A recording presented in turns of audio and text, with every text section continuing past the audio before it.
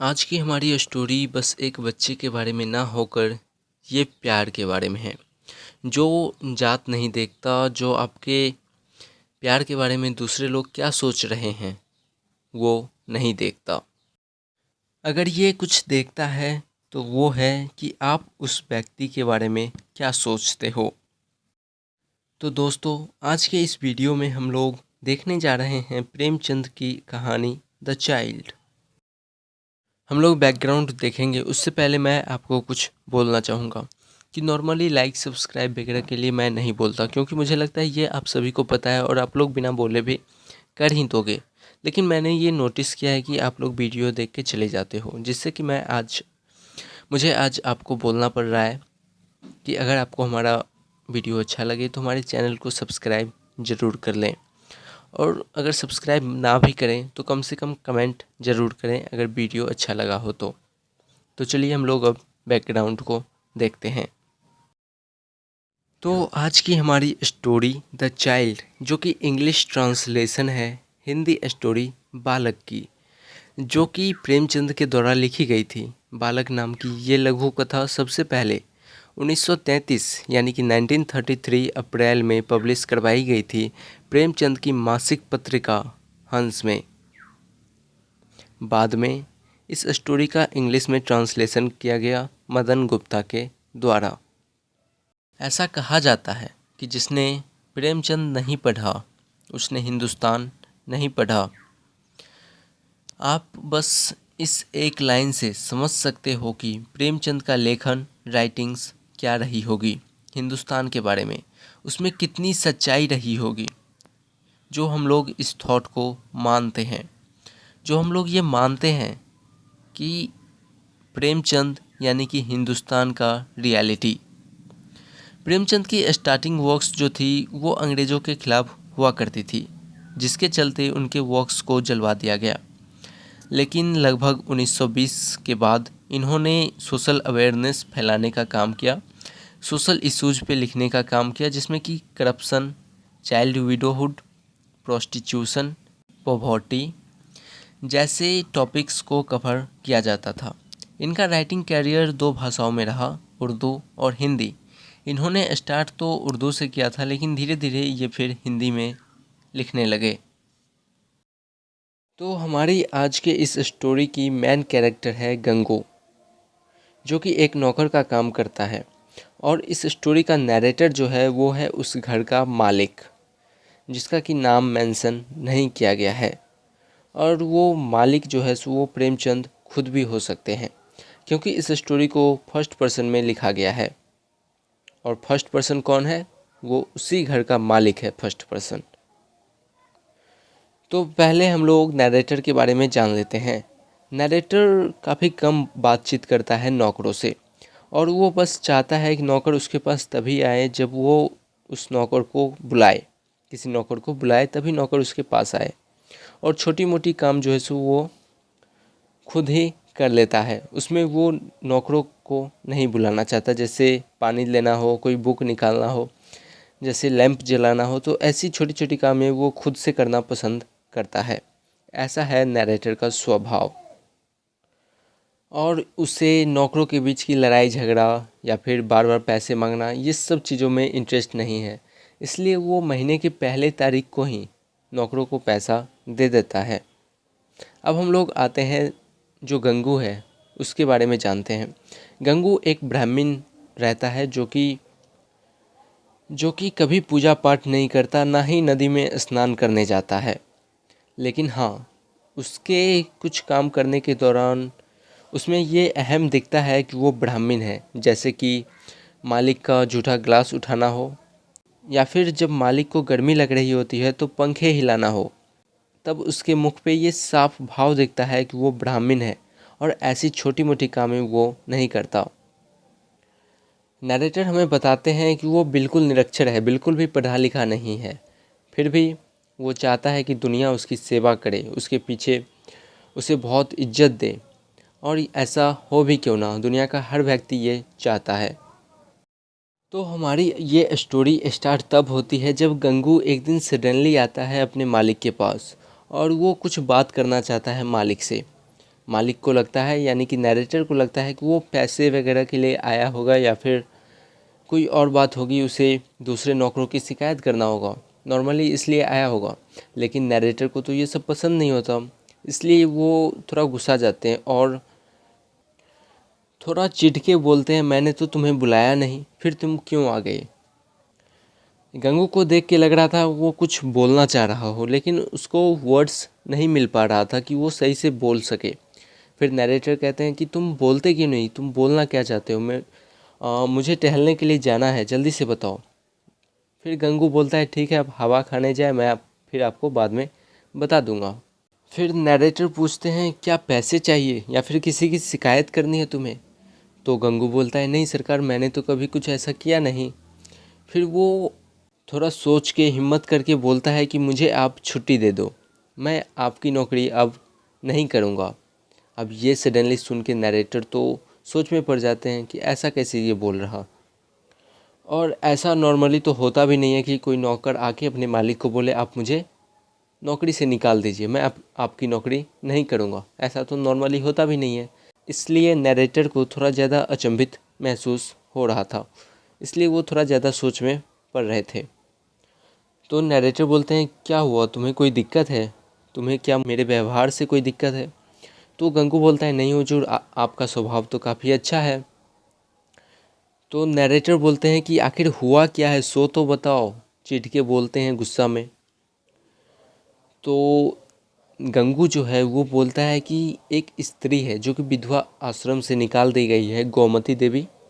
ये सुन के नैरेटर तो पहचान जाते हैं और बोलते हैं कि हाँ गोमती देवी तो है, लेकिन उससे तुम्हारा नौकरी का क्या संबंध। फिर गंगू सारी बात उनसे बताता है कि मैं उससे ब्याह करना चाहता हूँ।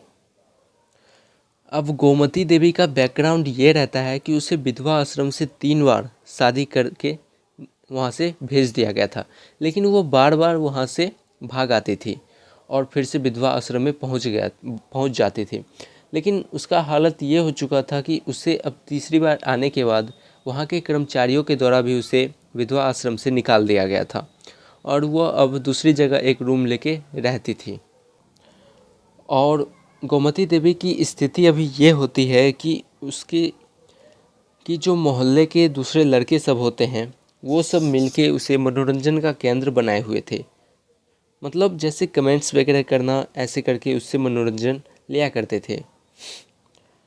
तो नैरेटर तो थोड़ा शॉक्ड हो जाते हैं कि ऐसे कैसे ये गोमती देवी से शादी करना चाहता है, वो तो काफ़ी दूसरी टाइप की है। तो नैरेटर गंगू से पूछते हैं क्या तुम्हें उसके जीवन के बारे में पता है कि वो आखिर कैसी है। तो गंगू बोलता है कि सरकार सब झूठ है, लोगों ने उसे बस झूठ का बदनाम कर रखा है। तो नैरेटर उससे पूछते हैं कि क्या ये सही नहीं है कि वो 3 बार अपने पतियों के पास से भाग आई है। तो गंगू बोलता है कि उन लोगों ने उसे निकाल दिया तो वो क्या करती। तो नैरेटर बोलते हैं कि कैसे बुद्धू आदमी हो, वो सब क्या पागल हैं जो हज़ारों रुपया खर्च करेंगे फिर उसे लेके जाएंगे और फिर अपने घर से बाहर निकाल देंगे। तो गंगू बोलते हैं कि जहाँ प्रेम नहीं है हुजूर, वहाँ कोई स्त्री रह नहीं सकती। स्त्री केवल रोटी कपड़ा ही नहीं चाहती, कुछ प्रेम भी तो चाहती है। वे लोग समझते हैं कि मैंने विधवा से शादी किया है, इसलिए मैं जो भी बोलूँगा ये सब करेगी और मेरा एहसानमंद होके रहेगी। फिर यहाँ पे गंगू एक थॉट बोलता है कि अगर आप किसी दूसरे को अपना बनाना चाहते हो तो सबसे पहले आपको उसका बनना पड़ेगा। और फिर बोलता है कि उसे एक बीमारी भी है, भूत लगता है, इसलिए वो कभी कभी बकझक करने लगती है और बेहोश हो जाती है। तो नैरेटर बोलते हैं इतना सब जानते हुए भी तुम उससे शादी करना चाहते हो। तो गंगू बोलता है कि हाँ सरकार, मैं उससे शादी करना चाहता हूँ और मुझे लगता है कि इससे मेरी ज़िंदगी बन जाएगी। ये सब तो बातें थी, लेकिन क्वेश्चन आता है कि अगर वो उससे शादी भी करना चाहता था तो आखिर वो अपना जॉब क्यों चाहता था, अपना ये नौकरी क्यों छोड़नी चाहती थी नौकर की।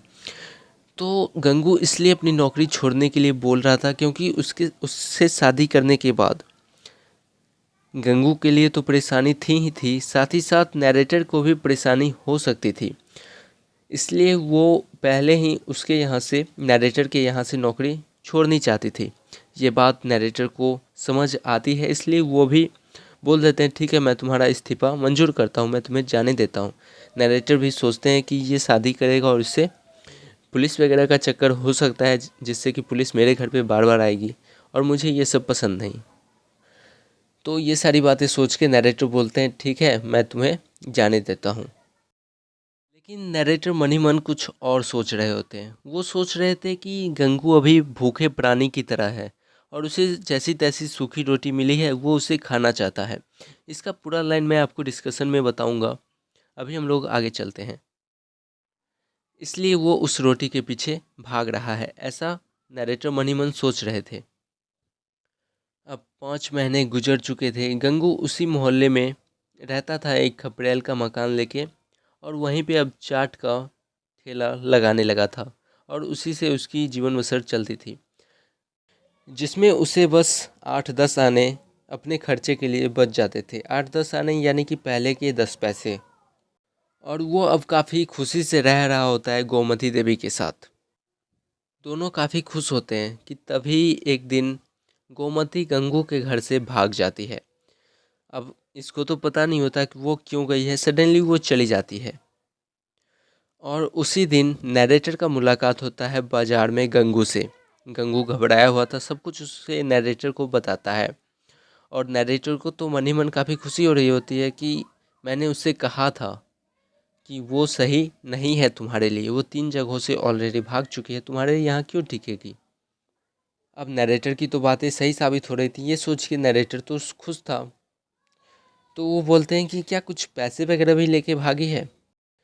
तो गंगू बोलता है कि नहीं बाबूजी, ऐसा नहीं कहिए, उसने मेरा एक ढेला भी चुरा के नहीं गई है, यहाँ तक कि उसने अपना सामान तक छोड़ के गई है।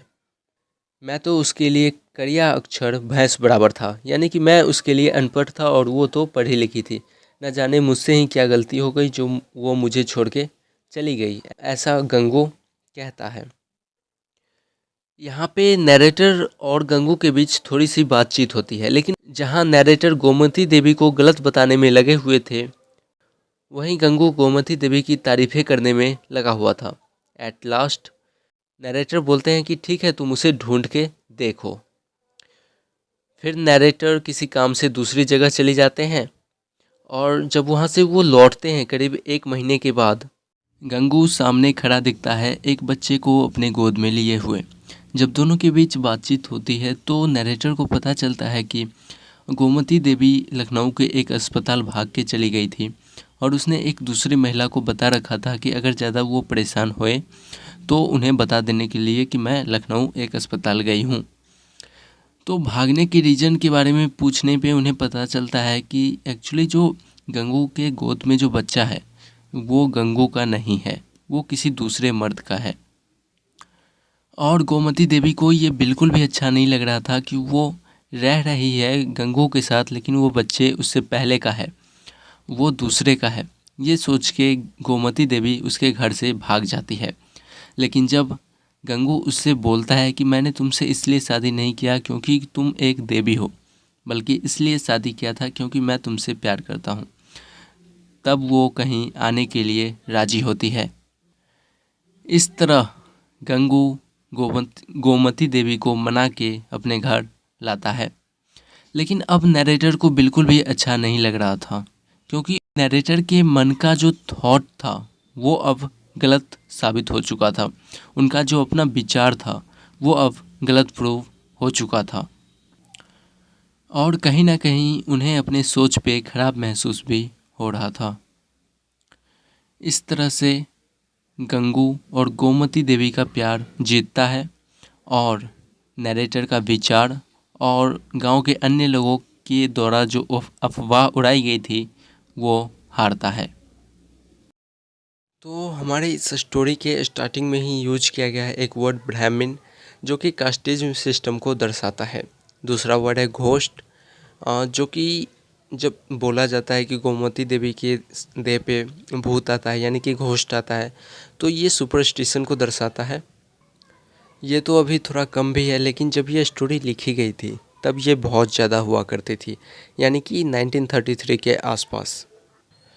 फिर जो हमारा गंगू है वो ब्राह्मण फैमिली से बिलोंग करता है, और जो वो विडो वुमेन है वो किसी दूसरे कास्ट की भी हो सकती है, इसलिए यहाँ पे ज़्यादा चांसेज है कि ये इंटरकास्ट मैरिज था।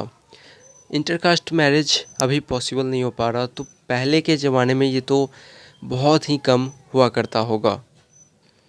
फिर जो हमारा नरेटर है वो एक आम व्यूअर है, एक नॉर्मल व्यूअर है इस सोसाइटी का।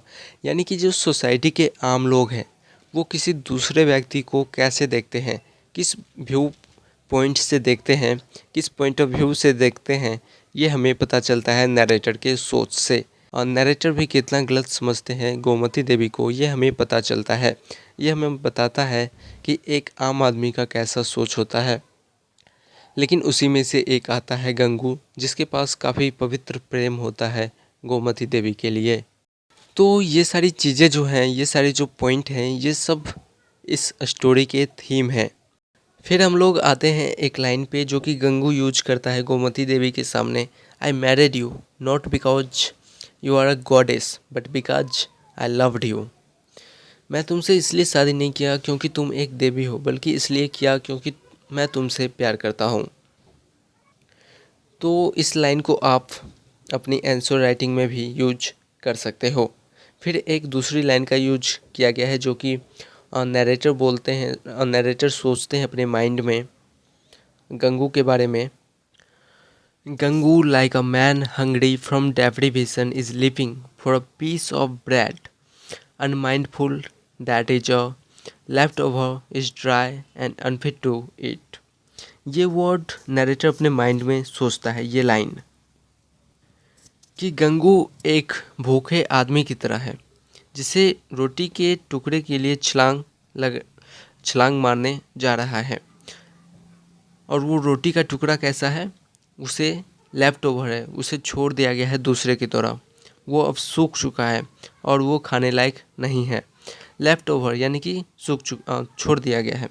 यहाँ पे जो ड्राई वर्ड का यूज किया गया है वो क्या ये नहीं बताता, जो वो गोमती देवी है उसके फिजिकल स्ट्रक्चर के बारे में नहीं बताता, क्या उसके फिजिकल अपीयरेंस के बारे में नहीं बताता कि वो अब सूख चुका है, ड्राई हो चुका है और वो अब खाने लायक नहीं है, यानी कि यूज करने लायक नहीं है। ये जो लाइन है ये हमें बताता है कि कितना खराब सोच हम लोगों का है, हम आम आदमियों का है। तो ये लाइन का भी आप यूज कर सकते हो अपने आंसर राइटिंग में। तो इस तरह से हमारा यहाँ पे डिस्कशन भी समाप्त होता है। तो मैं यहीं पे अपना इस वीडियो को समाप्त करना चाहूँगा। एंड वीडियो अच्छी लगी हो तो कमेंट ज़रूर करें। Thank you so much.